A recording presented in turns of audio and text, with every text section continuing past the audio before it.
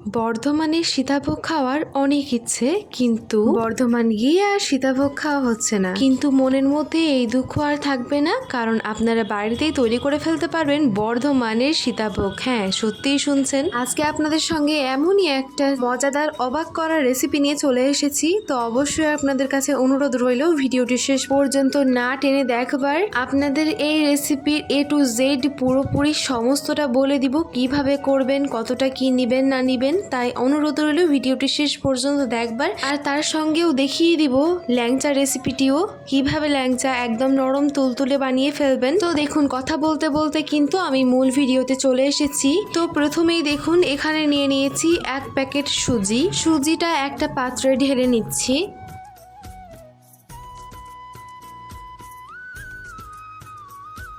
তো এখানে দেখুন, আমি কিন্তু সুজিটাকে একটা পাত্রে ঢেলে নিয়েছি। এবার যেটা করব, প্রথমেই একটা পাত্র গ্যাসে বসিয়ে দিয়েছি। এবার যেটা করব, ওর মধ্যে ওই সুজিটা কিন্তু দিয়ে দিব। 1 প্যাকেট সুজির অর্ধেকটা এখানে দিয়ে দিয়েছি। আরও একটা কথা বলাই হয়নি, দেখুন এখানে 10 টাকা দামের সুজির প্যাকেটের অর্ধেকটা, অর্থাৎ ধরে নেন 5 টাকার সুজি দিয়েই বেশ অনেকটাই সীতাভোগ তৈরি করে নিয়েছি। তো আপনারা দেখতেই পেলেন 10 টাকা দামের প্যাকেটের অর্ধেকটা এখানে সুজি দিয়ে দিলাম, মানে 5 টাকারই ধরে নেন, 5 টাকার সুজি দিয়ে দিলাম এর মধ্যে। তো এবার যতক্ষণ না এটা হালকা ব্রাউন ব্রাউন কালার চলে আসছে, ততক্ষণ পর্যন্ত এটাকে নাড়াতে থাকবো। তারপরে এর মধ্যে এটা যখন হালকা ব্রাউন কালার আসবে, তখন এর মধ্যে দিয়ে দিব চালের গুঁড়ো 1/2 বাটি। এটা কিন্তু অবশ্যই ভাতের চালের গুঁড়ো হতে হবে। তারপরে এখানে দেখুন 1 চামচা কর্নফ্লাওয়ার অ্যাড করেছি। এতে কিন্তু মিষ্টিটা বেশ স্পঞ্জি হবে, নরম হবে। তো এগুলোকে ভালোভাবে মেশাতে হবে। কর্নফ্লাওয়ারটা যাতে একটুও দলা বেঁধে না থাকে, এদিকে একটু খেয়াল রাখবেন। ভালোভাবে এটাকে সমস্ত উপকরণের সঙ্গে মিশিয়ে দিবেন।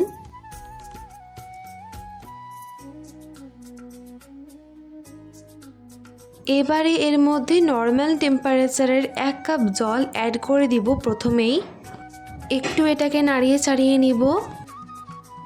সুজিটা কিন্তু জলটাকে একটু একটু করে সোপ করতে থাকবে, আস্তে আস্তে দেখবেন। যেহেতু এখানে একটু চালের গুঁড়ো আর সুজি দেওয়া আছে, জলটা কিন্তু একটু বেশিই সোপ করবে। তো দেখুন, এর মধ্যে আরও একটু জল দিয়ে দিলাম, ওই 1/2 কাপ মতো আরও একটু জল দিলাম। এবার ওটা দেওয়ার পরেও আবারও ভালোভাবে এটাকে মেশাতে থাকবেন। আস্তে আস্তে দেখবেন একদম জলটা সোপ করে নিবে। এখন দেখুন, আপনারা দেখতেই পাচ্ছেন এটার অবস্থাটা এখন কি। এখন কিন্তু অনেকটাই জল সোপ করে গেছে। এইরকম ভাবেই কিন্তু নাড়াতে চাড়াতে থাকতে হবে, একদম নাড়ানো বন্ধ করলে চলবে না, অনবরত নাড়াতে হবে এটাকে।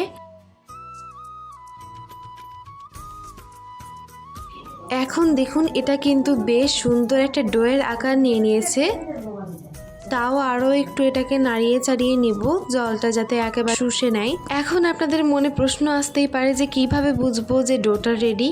ডোটা রেডি এটা বুঝবো কিভাবে? এর উত্তর হলো, যখন দেখবেন ওই পাত্রর গায়ে গায়ে আর ওই ডোটা লেগে থাকছে না, একদম ছুটে ছুটে আসছে, তখন কিন্তু ওটা একদম হয়ে যাবে, তখন নামিয়ে নেবেন। তো এটা হয়ে গেছে, নামিয়ে নিচ্ছি। এবার যেটা করব, দেখুন এখানে আরও একটা পাত্র নিয়ে নিয়েছি। এই পাত্রের মধ্যে 1 বাটি চিনি দিয়ে দিব, সেই বাটিরই 1 বাটি জল দিয়ে দিব। তারপরে ওটাকে একটু নাড়িয়ে দিব।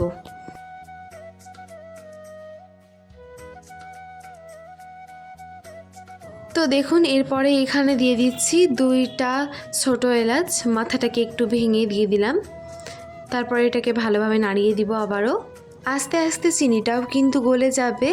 দেখুন, চিনি কিন্তু গলে গিয়েছে। এটা যখন হালকা একটু বলক চলে আসবে, তখন এটা কিন্তু গ্যাসটা অফ করে দিতে হবে। তো দেখুন, গ্যাস অফ করে দিলাম। এবার এটা রেখে দিব ঢাকা দিয়ে। পরবর্তী ধাপে দেখুন, ওই যে ডোটা রেখেছিলাম সুজির, সেটা কিন্তু এখন ঠান্ডা হয়ে গিয়েছে। পুরোপুরি ঠান্ডা নয়, অল্প একটু ঠান্ডা হবে, হালকা হালকা যখন একটু গরম থাকবে, তখন এটাকে একটা পাত্রে নিয়ে নিতে হবে সেই পাত্র থেকে। তারপরে দেখুন যেটা করব, এবার এটা একটু ময়ান দিয়ে নিব। তার আগে এখানে দেখুন অল্প একটু ঘি নিয়ে নিয়েছি, সেই ঘিটা হালকা করে হাতে নিচ্ছি। হাতে নেওয়ার পরে তারপরে ওইটাকে এরকমভাবে ভালোভাবে মেখে নিচ্ছি। মানে এটাকে ভালোভাবে ময়ান দিয়ে নিব। যত ভালো এটা আপনারা ময়ান দিবেন তত ভালো কিন্তু মিষ্টিটা রেডি হবে, আর সীতাভোগটাও কিন্তু খুবই ভালো হবে। তো অবশ্যই ভালোভাবে একটু সময় নিয়ে ময়ান দিয়ে নেবেন।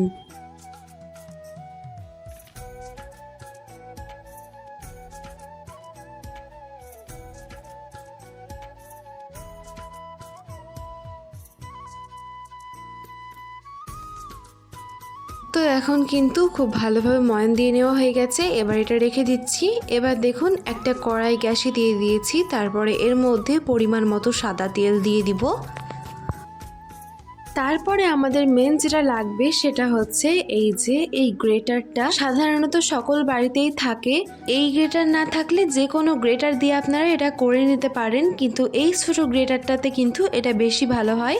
তো দেখুন এখানে ওই গ্রেটারটা নিয়েছি, তারপরে অল্প একটু ডো থেকে একটু একটু করে নিয়ে এইরকমভাবে হালকাভাবে এভাবে চেপে চেপে দিব। দেখুন ঠিক যেই রকমভাবে ভিডিওতে দেখছেন ঠিক সেই রকমভাবেই, তখনই দেখবেন ওই পেছনের দিক থেকে কিন্তু ওই পাতলা পাতলা করে ওই ইগুলো বেরিয়ে আসবে, আর ওইগুলো ঝরে ঝরে তেলের মধ্যে পড়ে যাবে। এটা একটু সাবধানে করবেন, তেলের ছিটে যাতে না আসে।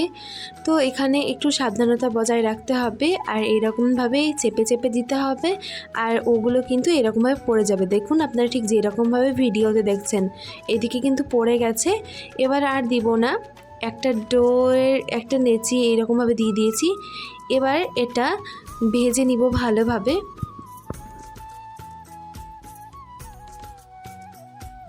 এটা কিন্তু এই নয় যে একেবারে লাল করে ভেজে নিতে হবে, তা কিন্তু একেবারেই নয়।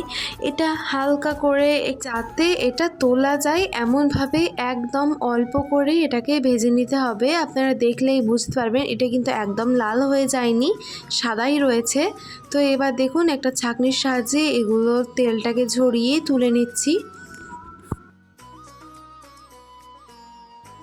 তারপরে আবারও একটু নেড়ে নিয়ে নিয়েছি ডোটা থেকে, তারপরে আবারও এইরকমভাবেই চেপে চেপে দিচ্ছি ওই গ্রেটারটা দিয়ে। তারপরে ওর মধ্যে ওগুলো কিন্তু ঝরে ঝরে পড়ে যাচ্ছে তেলের মধ্যে। এইরকমভাবেই কিন্তু ভেজে নিতে হবে এইগুলোকে একদম হালকা করে, যাতে ব্রাউন একদম না হয়ে যায়, লাল লাল না হয়ে যায়। একটু ভেজে নিলেই হবে এটাকে, মানে একটু যাতে ছাকনায় তোলার মতো হালকা ভাজা হয়, একবারে যে নরম থাকবে তা না, একটু কড়া করে সুন্দরভাবে ভেজে নিলেই হবে, ব্যাস। তারপরে এগুলোকে তুলে নিতে হবে, সবগুলোকে তুলে নিয়ে এরকমভাবে ভালোভাবে ভেজে নিব।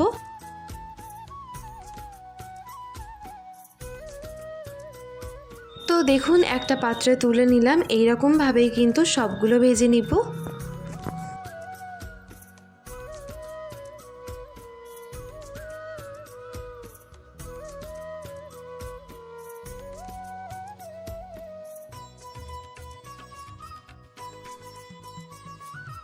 যখন ওটা তেলের মধ্যে পড়ে তখন কিন্তু দেখতে অসাধারণ লাগে। তো এখন দেখুন সবগুলো কিন্তু ভেজে নেওয়া হয়ে গেছে।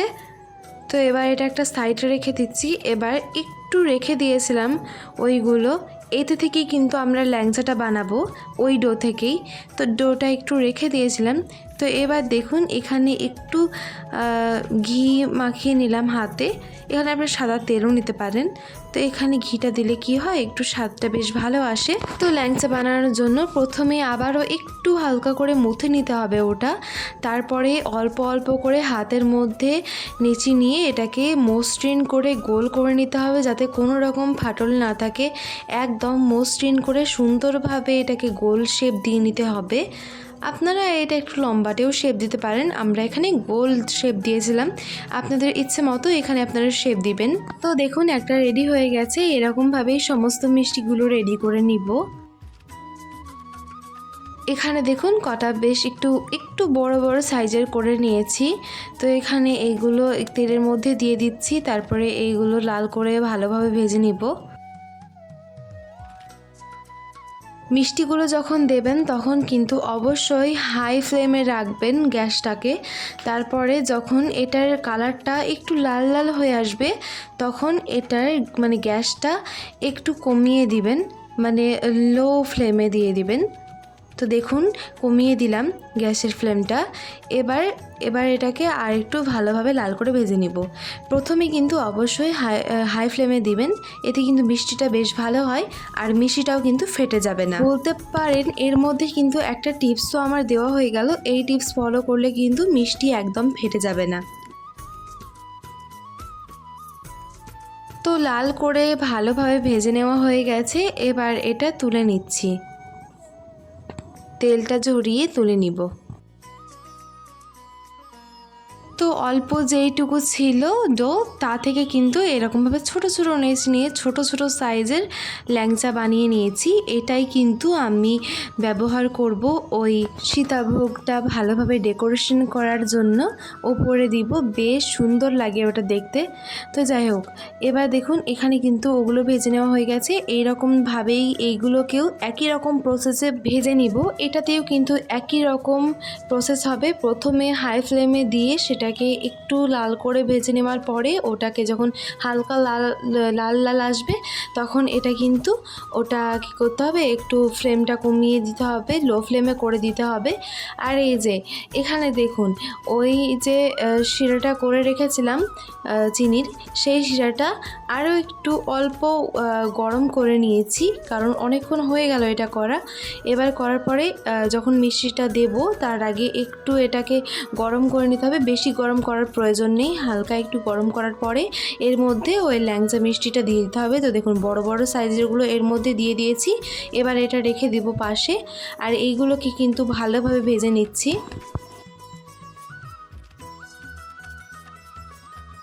তো এখন দেখুন এগুলোকেও কিন্তু লাল করে ভালোভাবে ভেজে নেওয়া হয়ে গেছে। এবার এটাকে তুলে নিলাম, ভালোভাবে তেলটাকে ঝরিয়ে তুলে নিচ্ছি। তেল থেকে তোলা মাত্রই একদম ওই শিরার মধ্যে দিবেন না, এটা 1 মিনিট মতো ঠান্ডা করে নিতে হবে, 1-2 মিনিট মতো রেখে ওটাকে ঠান্ডা করে নিতে হবে ওই মিষ্টিটাকে। তারপরে ওই শিরার মধ্যে ওই মিষ্টিটাকে দিয়ে দিতে হবে। তো দেখুন এটা 2 মিনিট পরে দিয়ে দিলাম।